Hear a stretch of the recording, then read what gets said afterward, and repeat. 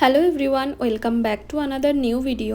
বেশ অনেক দিন দেরি হয়ে গেল ভিডিওটি আপলোড দিতে, একটু ব্যস্ত ছিলাম তার জন্য দেওয়া হয়নি। তো এটা ছিল উটিতে আমাদের তৃতীয় দিন এবং শেষ দিন উটি ট্রিপের, যেখানে আমরা প্রথমেই চলে গিয়েছিলাম রোজ গার্ডেন দেখতে। দুঃখের বিষয় হলো আমরা যে সময় ওখানে গিয়েছিলাম তখন গাছের ডাল কেটে দেওয়া হয়েছিল যাতে আবার নতুন করে ফুল এসে ভরে যায় বাগানটায়। কিন্তু তাতে হলো কি, যেখানে প্রায় 2000 রকমের গোলাপের ভেরিয়েশন আছে এই রোজ গার্ডেনটিতে, তার যৎ সামান্যই আমরা দেখে উঠতে পেরেছিলাম। এই যে কটা লাল গোলাপ, কিছু গোলাপি কালারের গোলাপ, আর ওইদিকে কিছু সাদা গোলাপ। আরও অন্যান্য ধরনের ফুল অবশ্য রয়েছে এখানে, অনেকটা জায়গা নিয়ে বাগানটা তৈরি জানেন। তাই আমরা একটু চারিদিকটা ঘুরে ঘুরে দেখছিলাম। আমাদের বেশ ভালোই লাগছিল ঘুরে দেখতে চারিদিকটা। রোজ গার্ডেন থেকে বেরিয়ে এরপরে আমরা চলে গিয়েছিলাম কামারাজ সাগর ড্যাম দেখতে।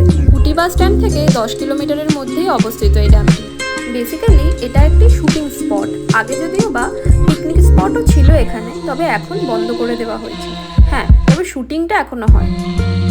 এরপর আর কি, গল্প করতে করতে পৌঁছে গিয়েছিলাম আমাদের নেক্সট ডেস্টিনেশন পাইন ফরেস্টে। বলাই বাহুল্য, সুন্দর একটা জায়গা। বহু সিনেমার শুটিং এখানে হয়েছে। পাইন ফরেস্টটা খানিক ঘুরে কিছু ছবি তুলে আমরা বেরিয়ে পড়েছিলাম পরের ডেস্টিনেশন। আচ্ছা, এটা কিন্তু 9th মাইল শুটিং স্পট নামেই পরিচিত। আর এখান থেকে চারিদিকের ভিউটা ছিল কিছুটা এরকম।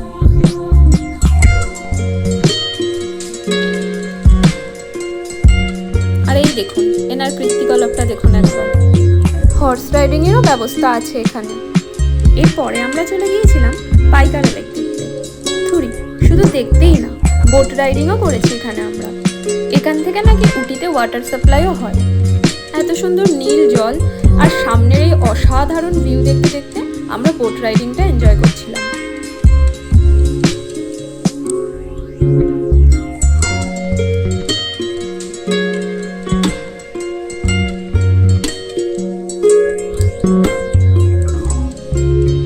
এরপর দুপুরের লাঞ্চ সেরে আমরা পৌঁছে গিয়েছিলাম পাইকার ওয়াটারফলস দেখতে।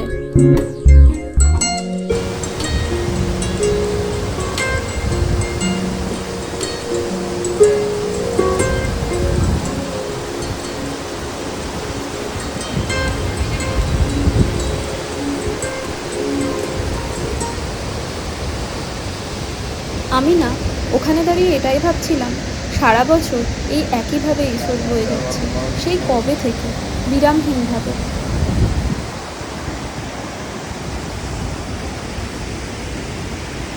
যাই হোক, সেখান থেকে ফিরে টয় ট্রেনে সফর করতেও ভুলিনি আমরা।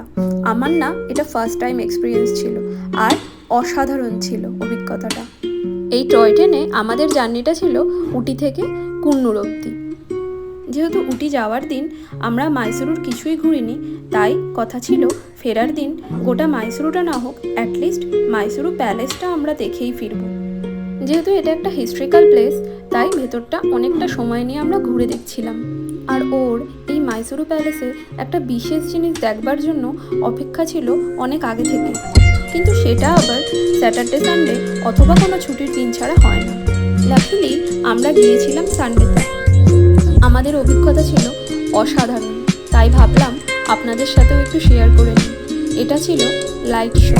যদিও বা পুরো ভিডিওটা দিতে পারলাম না, তাহলে ভিডিওটা আরও অনেক বড় হয়ে যেত, তাই যতটা পারলাম শেয়ার করলাম। আপনাদের কেমন লাগলো কমেন্ট করে জানাতে ভুলবেন না।